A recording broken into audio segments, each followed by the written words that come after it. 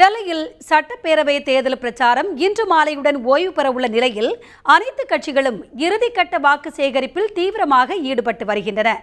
ஆம் ஆத்மி முதலமைச்சர் வேட்பாளர் அரவிந்த் கெஜ்ரிவாலுக்கு ஆதரவாக தமிழர்கள் பிரச்சாரத்தில் ஈடுபட்டுள்ளார்கள். இதுகுறித்த கூடுதல் தகவல்களை எமது டெல்லி செய்தியாளர் லோகநாதன் வழங்குகிறார். கேட்போம்.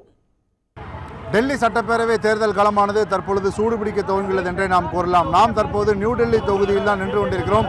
இங்குதான் அரவிந்த் கெஜ்ரிவால் இரண்டாவது முறையாக முதலமைச்சர் வேட்பாளராக களமிறக்கப்பட்டிருக்கிறார். அவருக்கு ஆதரவாகத்தான் தற்பொழுது அவரது ஆதரவாளர்கள் ஆயிரக்கணக்கானோர் வீடு வீடாக சென்று தங்களது வாக்குகளை சேகரித்த வண்ணம் இருக்கிறார்கள். அதனைத்தான் நாம் நேரடியாக கண்டு வருகிறோம்.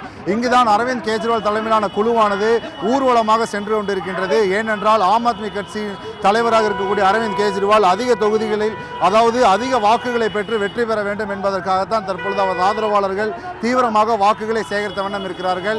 இன்றுதான் தேர்தல் பிரச்சாரத்திற்கான இறுதி நாள் என்பதால் அவர்கள் தீவிரமான வாக்கு சேகரிப்பில் இருக்கிறார்கள்.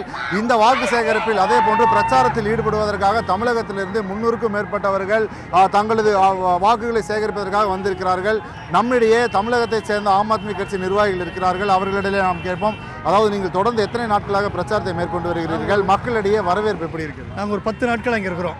இங்கேருந்து ஒவ்வொரு வீடு வீட தமிழர்கள் மத்தியிலையும் தமிழர்கள் இப்போ சந்தித்து வந்துட்டு இருக்கிறோம். இது வந்து மிகப்பெரிய வரவேற்பை நாங்கள் வந்ததுக்கு பின்னால் மிகப்பெரிய வரவேற்பு இங்கே ஏற்பட்டிருக்கு. பெரிய ஒரு மாற்றம் நாங்கள் வந்தது மட்டும் இல்லை, இங்கே நாங்கள் பார்த்த வகையில் ஒவ்வொரு மக்களும் ஆர்வமாக இருக்கிறத எங்களால் பார்க்க முடிஞ்சுது. கெஜ்ரிவால் என்கிற ஒரு பேரை எங்கேயும் உச்சரிக்கக்கூடிய ஒரு சூழ்நிலை இன்றைக்கி டெல்லி மாநகரம் முழுவதும் இருக்கிறத பார்க்க எங்களால் முடிஞ்சுது.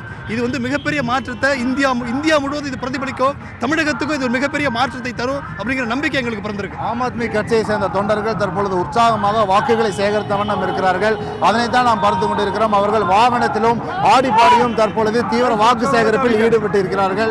இந்த வாக்கு சேகரிப்பில் அதாவது மக்களை கவரும் வகையில் பல்வேறு நிகழ்ச்சிகளுக்கும் ஏற்பாடு செய்யப்பட்டிருப்பதும் குறிப்பிடத்தக்கது. இதே போன்று பாரதிய ஜனதா கட்சியும் காங்கிரஸ் கட்சியும் தீவிர வாக்கு சேகரிப்பில் ஈடுபட்டிருக்கிறார்கள். அவர்களும் வீடு வீடாக சென்று தங்களது வாக்குகளை பிரச்சாரத்திலும் ஈடுபட்டு வருவது குறிப்பிடத்தக்கது.